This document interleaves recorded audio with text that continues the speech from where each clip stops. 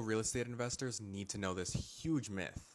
I am a licensed realtor that helps regular people scale into these massive Section 8 portfolios. And the absolute biggest myth I see is that people say Section 8 tenants will destroy your property. No, they don't. I know I have firsthand experience in this.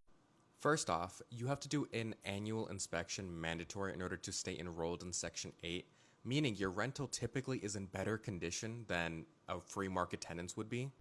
On top of that, your rent is literally guaranteed direct deposited from the government, so you don't have to worry about a tenant not paying at all.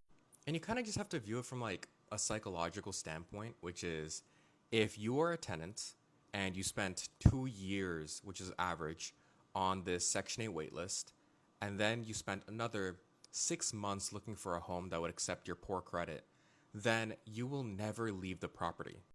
They're not going to suddenly risk losing their voucher. Like, I'm sorry, but it just doesn't make any sense. Because guess what a landlord can do as well? They can snitch. If a tenant is breaking lease in some way and you just have any type of proof, for example, missed payments, noise complaints, etc., you can just call the housing authority and directly show them the proof and they will warn the tenant themselves.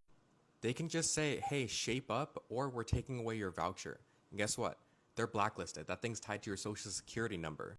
If they lose that thing, they essentially lose their free rent ticket for life. Of course they're going to shape up. I've noticed the few times I've seen landlords complain and say horror stories, it's because they just sucked at vetting. I give my mentorship students a custom vetting process, however, it mostly involves at home interviews and checking references.